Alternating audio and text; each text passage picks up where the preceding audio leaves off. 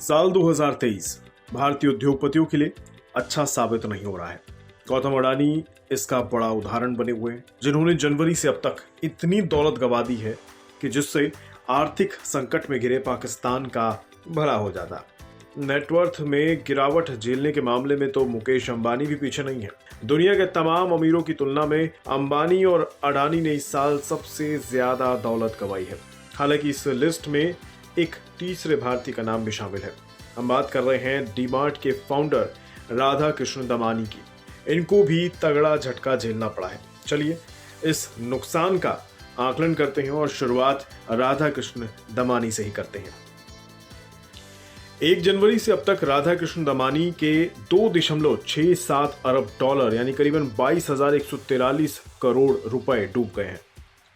Net worth में आई इस गिरावट के चलते दमानी टॉप वेल्थ लूजर्स की लिस्ट में शामिल हो गए हैं। 2023 में अब तक सबसे ज्यादा दौलत गंवाने वाले इंडियन बिलियनियर्स की लिस्ट में राधा कृष्ण दमानी का नाम तीसरे पायदान पर आता है। ब्लूमबर्ग बिलियनियर्स इंडेक्स के मुताबिक मोटी रकम गंवाने के बाद फिलहाल राधा कृष्ण दमानी की कुल नेटवर्थ है 16.7 अरब डॉलर।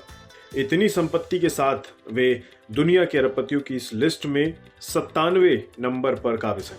साल की शुरुआत से अब तक दमानी अपनी नेटवर्थ का लगभग 14% हिस्सा डुबो चुके हैं। Mumbai best billionaire Radha Krishna Damani retail chain DMart के फाउंडर होने के साथ साथ एक दिग्गज निवेशक भी हैं और उन्हें शेयर बाजार के बिग बुल कहे जाने वाले दिवंगत राकेश झुनझुनवाला का गुरु भी कहा जाता है।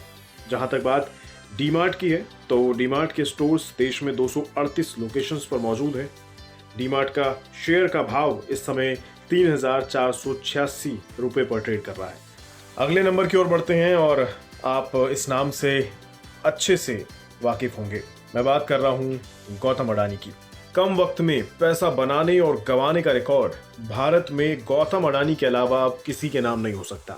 हालांकि शेयर बाजार की चाल किसी के लिए भी मुसीबत बन सकती है, लेकिन फिलहाल तो ये रिकॉर्ड गौतम अडानी के नाम हो चुका है।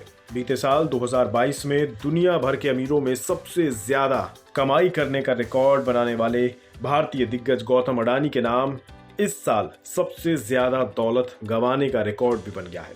24 जनवरी 2023 को पब्लिश हुई अमेरिकी रिसर्च फर्म हिंडनबर्ग की रिपोर्ट के बाद से अडानी ग्रुप की कंपनियों के शेयरों में जो सुनामी आई है वो 1 महीने बाद भी अब तक जारी है। साल की शुरुआत में गौतम अडानी टॉप 10 अमीरों की लिस्ट में तीसरे पायदान पर थे और देखते ही देखते पहले वे टॉप 10 से बाहर हुए, फिर टॉप 20 से बाहर हुए, टॉप 30 से भी बाहर होते हुए 38वें नंबर पर आ चुके हैं। इस साल गौतम अडानी को करीब 80 अरब डॉलर से भी ज्यादा का घाटा उठाना पड़ा है। गौतम अडानी की नेटवर्थ इस समय 33.4 अरब डॉलर के करीब है। गिरते शेयरों को संभालने के लिए अडानी ग्रुप की सारी कोशिशें नाकाम साबित हो रही हैं। देखते हैं कब तक बाजार में संभल पाते हैं अडानी के शेयर। अब बात रिलायंस के चेयरमैन और एशिया के सबसे रईस इंसान मुकेश अंबानी की।